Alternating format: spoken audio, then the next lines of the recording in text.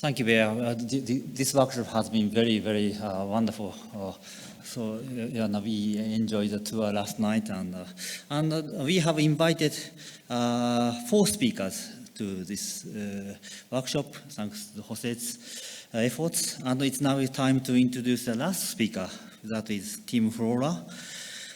Tim has been working in space debris and space surveillance topics for more than 21 years.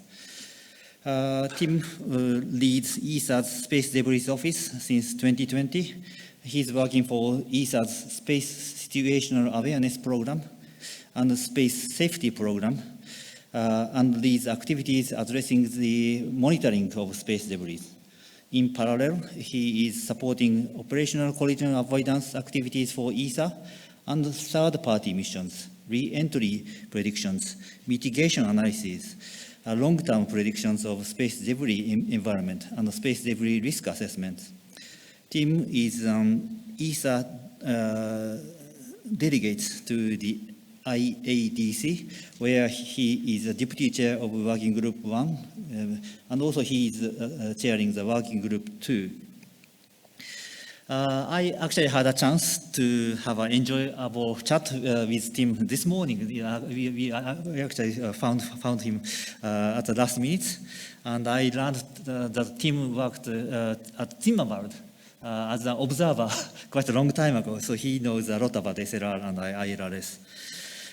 Space, as everyone knows, space debris is no longer a new application field for ILRS. So let's learn and think what is the next step for us. And so his title will be Space Debris: How can laser technology contribute to a sustainable solution for the further exploitation of space as a resource?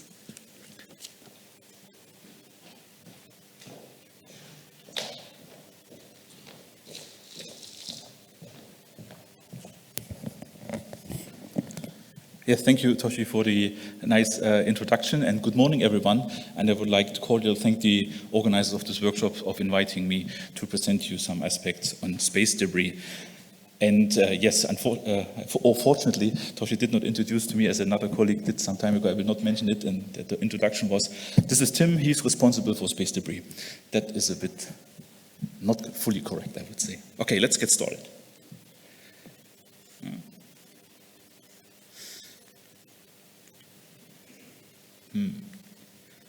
Okay, that looks better. Okay, the talk has actually 4 sections, and that are the short introduction. What do we need to know about space debris here? Then why do we need more data? And then I will briefly introduce what we do at ESA in the frame of our space safety program.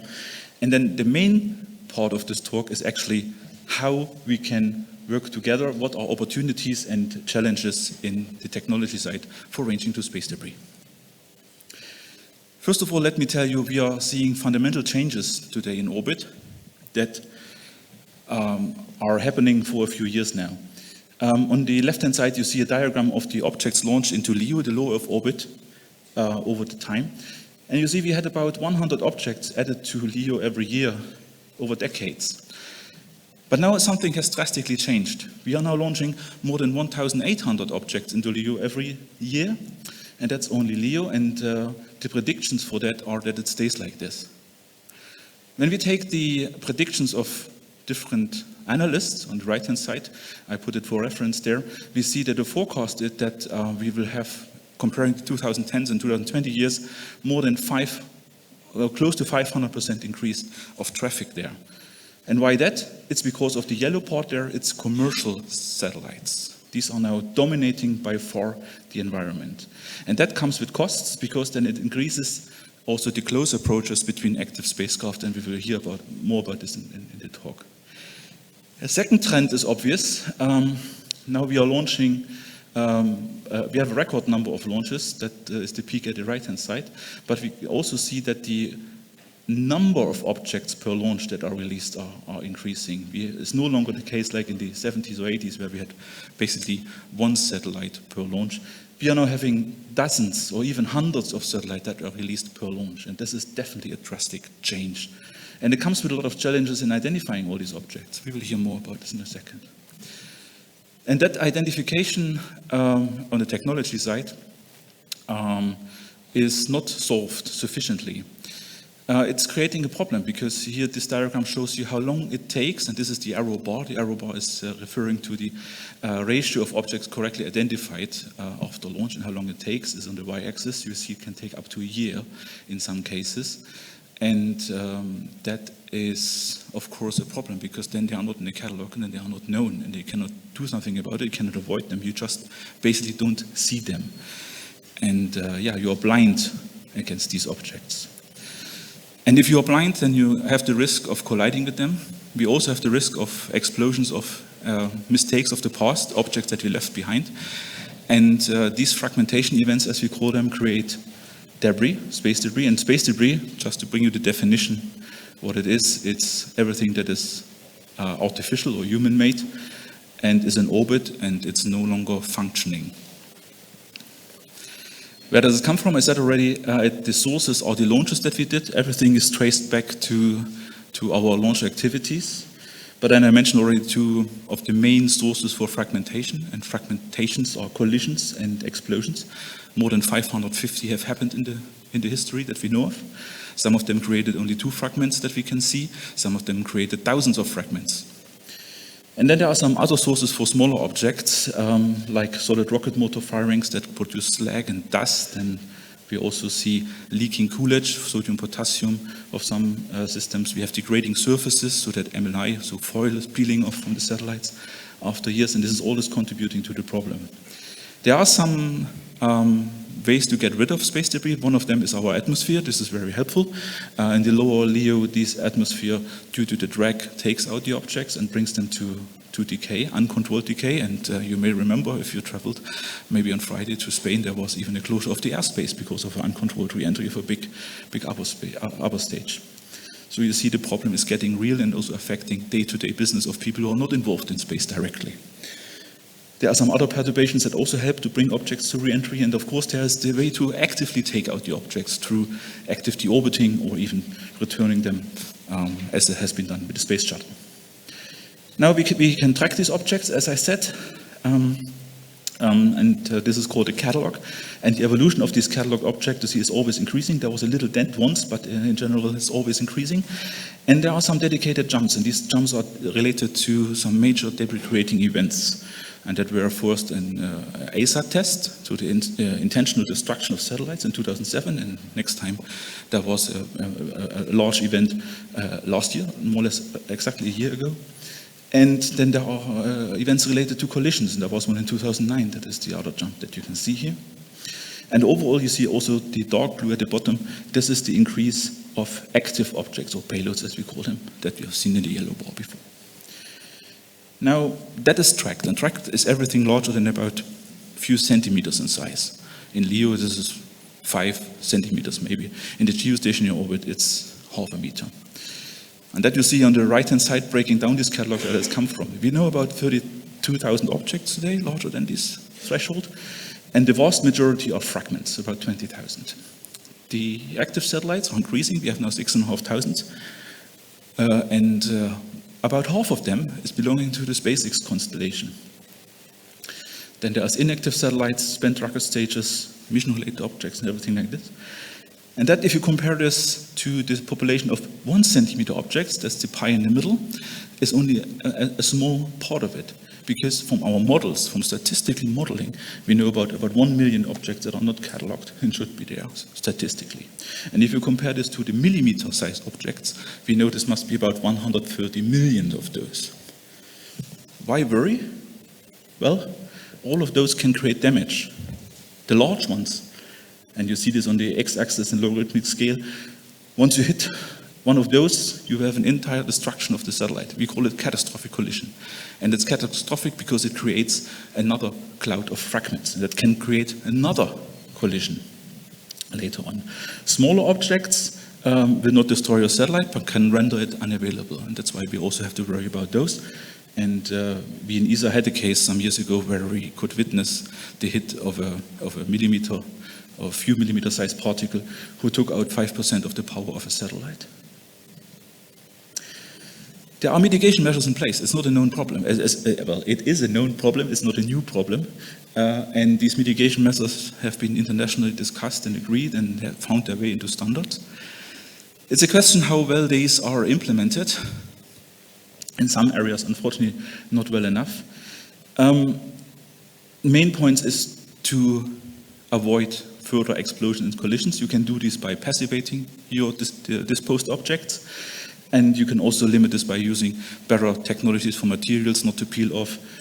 You can limit the firing of solid rocket motors and so on. Let's focus on the one at the top. Let's take care of these larger collision fragments here in the scope of laser ranging, and we call this collision avoidance, and of course also disposal of objects. Because if we don't do that, we risk a certain situation, and we have done long-term simulations. Not only ESA did this, also other agencies did that, and they have been compared. And that you should understand as on top of the large constellations that have been deployed. So if you extrapolate this current behavior that we have over 200 years, you will see that you will multiply by a factor of 4 to 5 the current population of fragments. Even if you do 100% passivation, which is not the case, you will see an increase. And these are actually exponential curves. Everybody now today knows about exponential curves. This is absolutely great. But these are also exponential curves.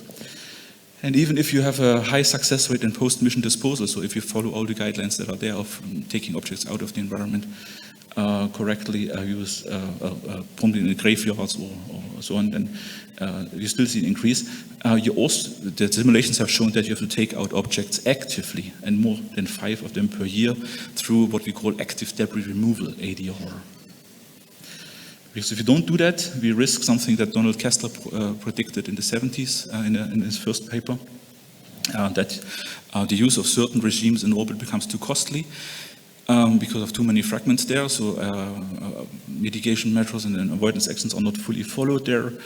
By that you create more fragments and you have a runaway situation, an avalanche effect.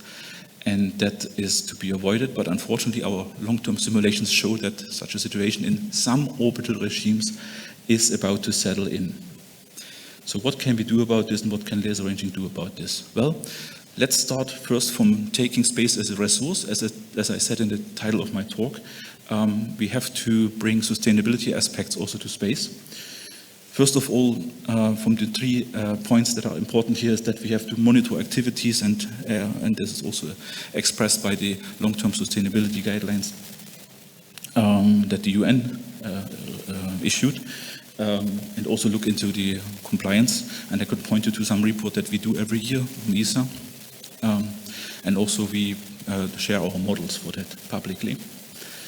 Then we have to go further than that. We have to use this information, these compliance rates and also these models, to implement risk matrix, where we then nicely capture also the consequences on the environment that space activities does. And this comes from the concept of a space as a carrying capacity. So there's a certain amount of objects that you can have before you risk a runaway scenario. And then you can go for a threshold-based approach for using space as a resource. Now the question is, why should somebody do this? Well, this is the third point. There are now a lot of activities which already offered at the market for rating schemes, so that positive behavior is promoted and even incentivized. In ESA, this is our Director General, we have received a very ambitious goal, so that by 2030 we are net zero in our debris contribution to the environment. And what does it mean by 2030 to be net zero? Well, we should go for a post-mission disposal of all our satellites as high as possible. Technically, because it's also risky business, 90-95% is what you can do. And for the rest, there shall be removal services in place. And those are also being developed. Some of you may have heard of companies starting to offer these services. And 2030 is around the corner. Yeah? This is just a few years to go. So this is a very challenging goal, and we're working on that. This goal is then the first step for something that we have for 2050, to go for circular economy in space. What does it mean now for us here? there are 4 areas to this zero debris area. Is of course a policy question. I don't go into this here. It also means changes in the satellites. One aspect there is to make them also cooperative in terms of tracking. One of them is proposing to fly more retros on satellites so that you can easily detect them or better detect them. This is on the point 2. But I will focus on point 3 and 4 here, which is the opportunities that this goal brings for removal services, but also for improving operations of satellites. And that is need for data, second point on the agenda. If you look what we can do today, this is the systems and tracking capabilities. These are optical telescopes and radars on ground and also in space. You find, as I said, everything larger than a few centimeters in LEO and half meter in GEO. This is the right-hand side in green.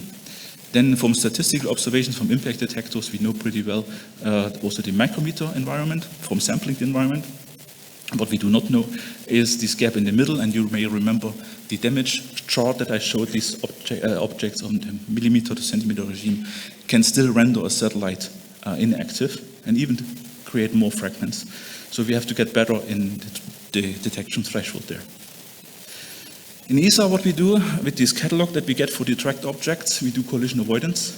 On the left-hand side, you see the orbital altitude of these satellites that we have. It's a known behavior that where you go and where most people are hiking in the mountains, you find most of the debris and littered there. It's not different in space. Huh? You see we are operating our satellite at altitude where we have also a peak of the space debris distribution.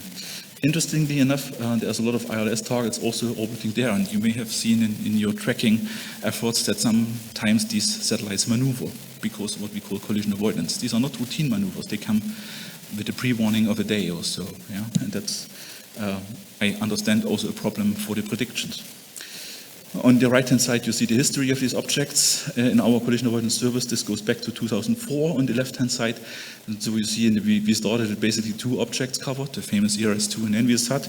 And this has continuously been improving, so there's more satellites to come and also more collision avoidance actions to be done. And it's now a 24/7 thing.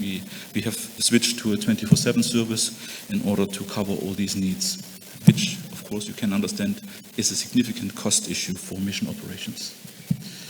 Now, this 24/7 service that we have now for several years allows us to also do statistics on what are the other objects that we avoid.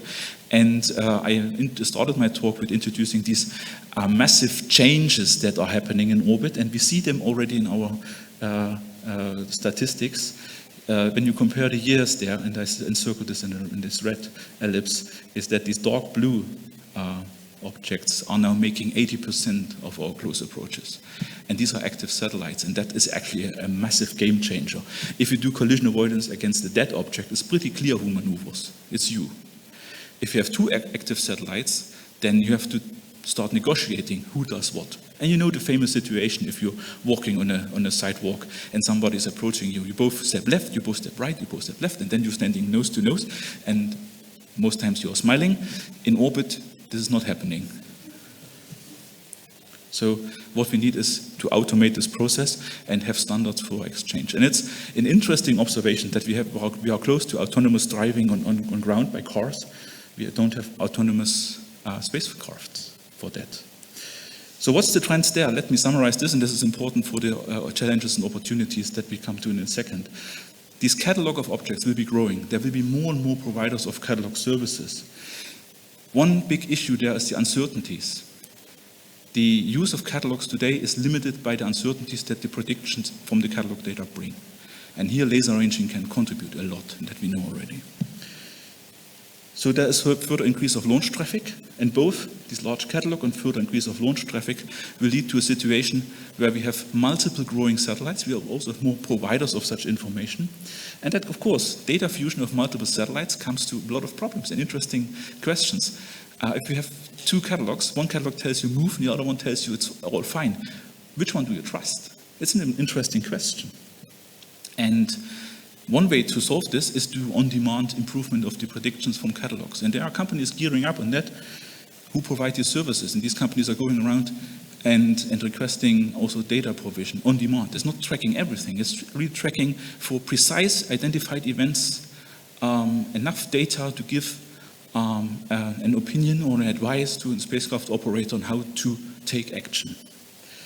And as I said before, all this is, of course, costly. It's cumbersome at the moment, and will only work if we further invest into automation and, kind of aided decision-taking also by employing, for instance, and sorry for the buzzword, artificial intelligence also there. Because there's something, there's the punchline at the end, talking to my customers, my spacecraft operations managers at ESOC, they tell me that more than 50% of the so-called unplanned effort, so when you have the satellite there, you have all your team in place, and you expect that everything goes fine, that's the case, but there's also unplanned efforts. More than 50% of these unplanned efforts today in operations go into collision avoidance. And that's everything you can save there is, of course, very much welcome to help there. So ESA took this up and set up a space safety program.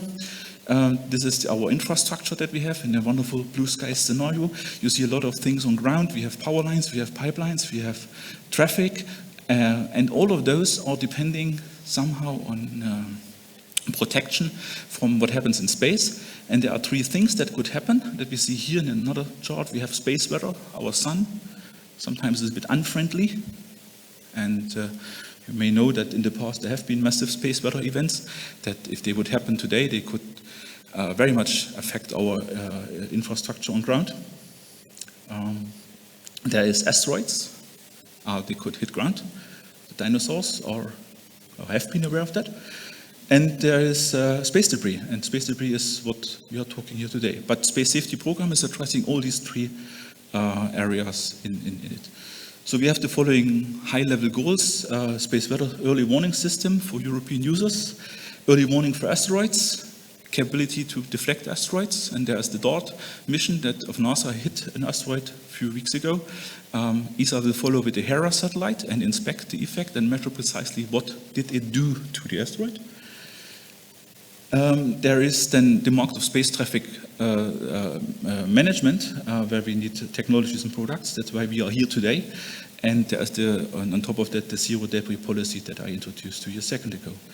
This program in these three areas goes back to something what was called Space Situational Awareness Program that was running since 2009.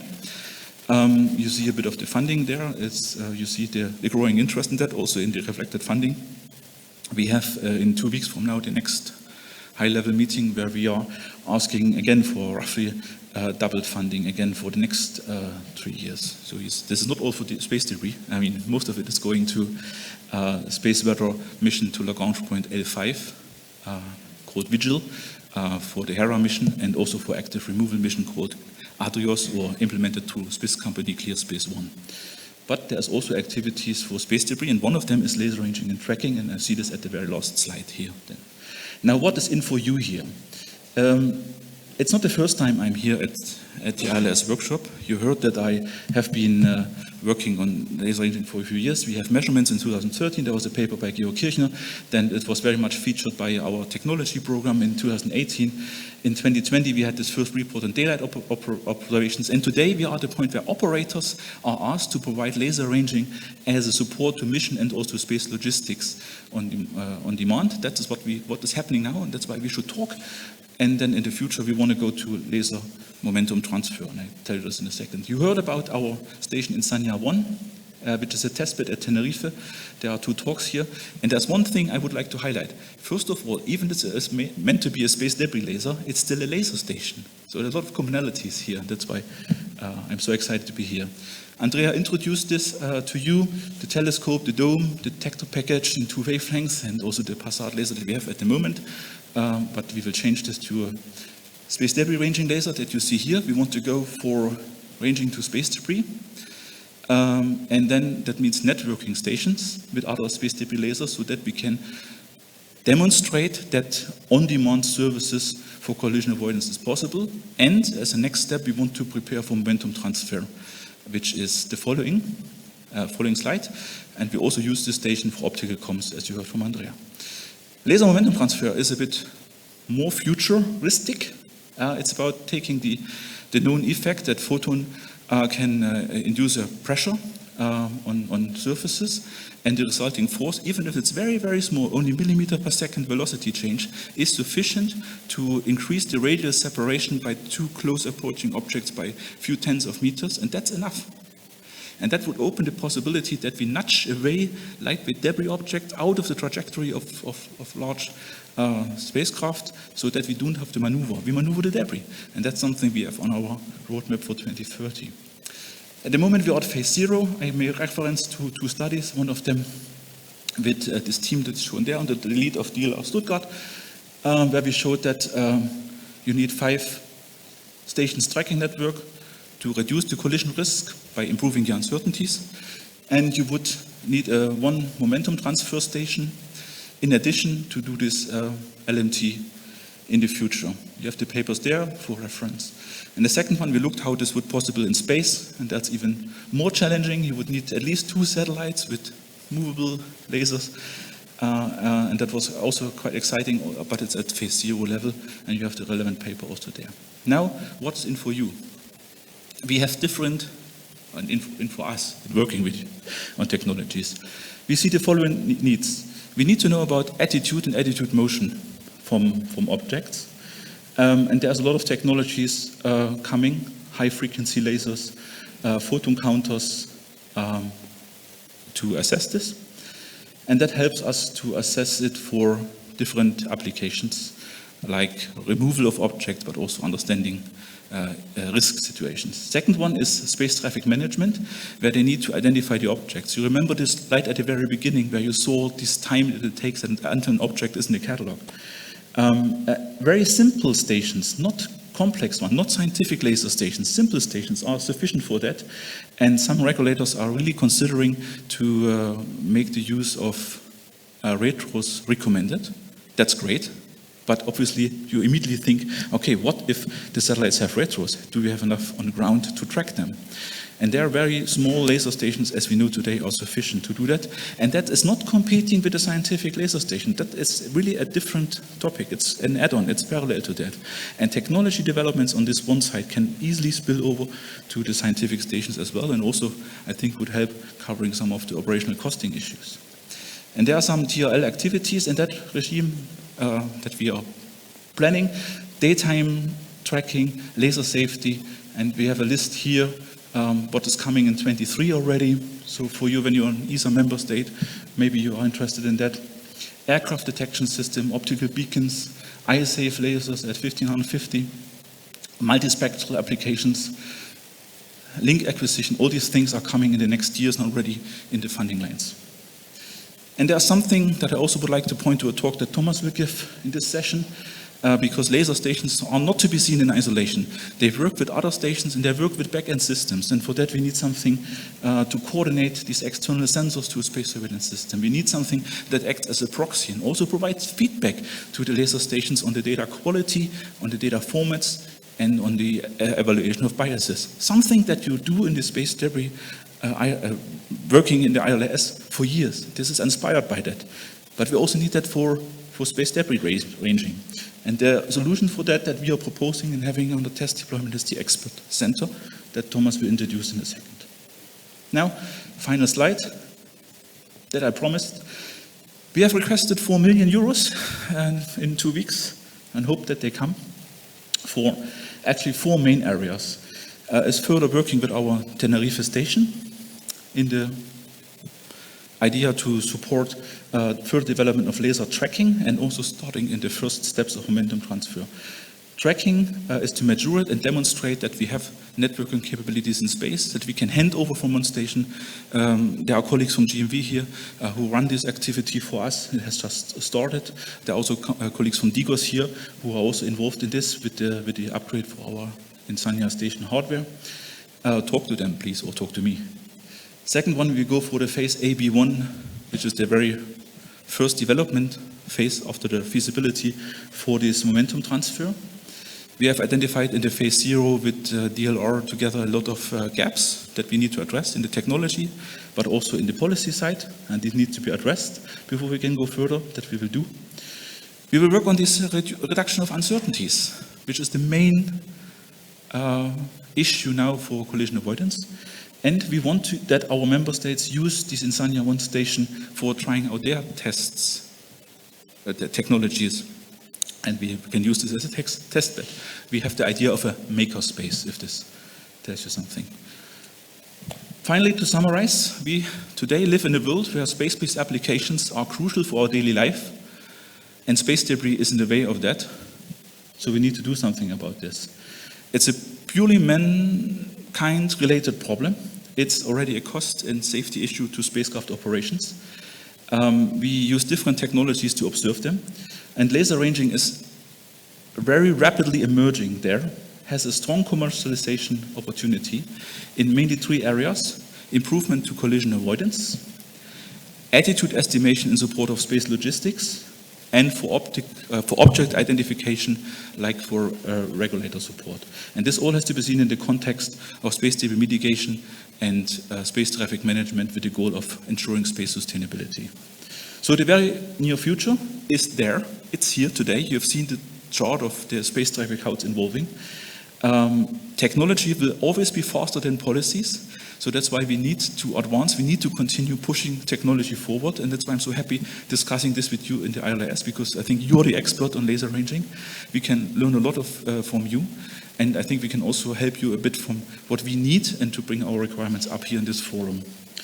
One forum for doing activities is our space safety program that we run at ESA, where we advance laser ranging and tracking, and also start with investigating momentum transfer to lasers. Final thing for this evening, there are 2 videos that you found on YouTube. One of them is from my group, is Time to Act, introduces a bit the background in much nicer words than I could bring here today. And the second one is a very recent one by Digos together with ESA, and you see, unfortunately a bit small, some of the colleagues there walking around in Tenerife. You'll also find them in the room and talk to them. Thank you very much.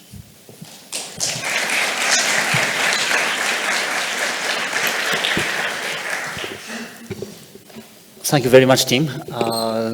Let me start with the online questions from Frank Lemoyne. Thank you for waking up so early. Question 1, what would be the consequences on satellite constellations and the debris population of a solar storm? For example, like the October 2003. The Halloween event. He had a second question, but yeah. Yes. Okay, I have to say that I'm not an operator of a satellite constellation, but I know the consequences of solar storms, of even moderate solar storms on our operations and what it makes to the orbits. The effect on the atmosphere is tremendous. You have seen that we do a risk threshold-based collision avoidance, and where we think that we have uncertainties in radial direction of 10, 20 meters, so that you can imagine if you have flyby of 50 meters, 60 meters, you are safe.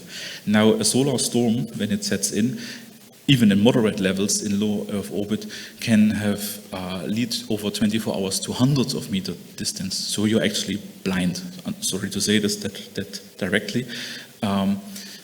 And I can imagine for large constellations where you have a lot of satellites in close to each other in shells, it's really an issue for them to ensure safety. On the other hand, I would also like to say here that such a major storm would also have consequences on the infrastructure on Earth, not only on the satellites. You may remember the nice one is certainly auroras, but the not so nice one is that large structures on ground would fail, telecommunication lines, pipelines, railroads. These were massive changes, and there are a lot of studies that I can refer to on the economic consequences in such a scenario. There are even some science fiction thrillers on that, but okay, that's maybe another topic. So it cannot be avoided, it's the solar activity, but it has to be foreseen in the operations. We do this for our satellites, but unfortunately for large constellations I cannot comment. I would have to refer you to these operators of these constellations, how they do it. Thank you. Thank you. He had a second question about the active debris removal. How do you decide which object to move or deorbit? Yes, excellent question. There are quite a number of papers who try to establish ranking schemes of which one is the object to remove first, because you certainly see that it's a quite costly endeavor. We are now demonstrating this by setting up a removal mission to take out a Vespa upper stage. That was pretty easy to decide because it's an ESA-owned object. By that we avoid any related ownership issues. Given that those could be solved in the future, then of course this capacity question that I showed in the beginning helps you to understand which one to be taken out first. It's a matrix that you can build, and there are several parameters that go into this matrix. And there's a lot of academic debate which one is a good matrix, but mainly it's the mass of the object and the risk to collide and the consequences in that orbital shell. So in short terms, if you have something that is very massive in a highly populated environment with a lot of fragments, and where also the generated fragments would stay there for very long, that's definitely a priority object. It's not the small objects that decay automatically.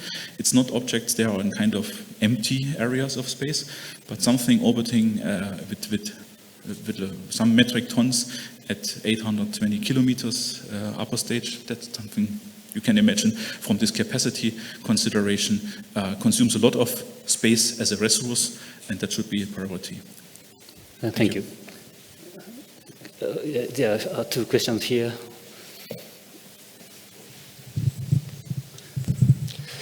Thanks, team, for your presentation. I would like to ask you if you are aware about, well, we know that all those kind of stuff, this huge problem is difficult to resolve, and maybe 3 steps that we have to follow. One is to catalog, to know where they are going to be, and to be able to deorbit or to resolve some technical problems that obviously you are focused on that. But there is another kind of a step. I would like to ask you if you know, is there any kind of international legislation that is going to be introduced to put some things in order to oblige the different characters that are involved on that? Do you know? Yes, thank you. Very, very, very good question. And unfortunately, it's quite difficult to have a space law addressing space debris. The space law that we have today is from the 60s, from the 70s, and since then has unfortunately not evolved much further from that. What has evolved, and so there's some hope in that, is that we have, of course, guidelines, recommendations, for instance, from the IADC that was mentioned by Toshi in the introduction, Interagency Debris Coordination Committee. These are consensus-based technical guidelines. There are also guidelines by the UN, but of course they are non-binding.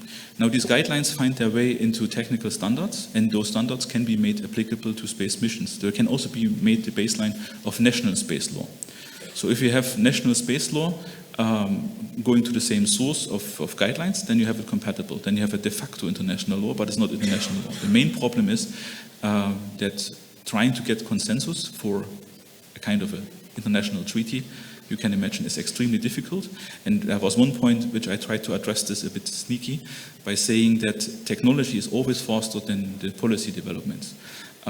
If you start today talking about some solutions, we will have next year technology that waives these discussions, probably. And this takes time. So that's why we think, and I think the way to go through guidelines and promoting, incentivizing good behavior is more promising to address the problem in the short term. Of course, you should not stop trying to fight for some legal coverage of that, but unfortunately there is none, and it will be very difficult to get one. Okay, thank you. Thank you. I'm sorry, because of the limited time.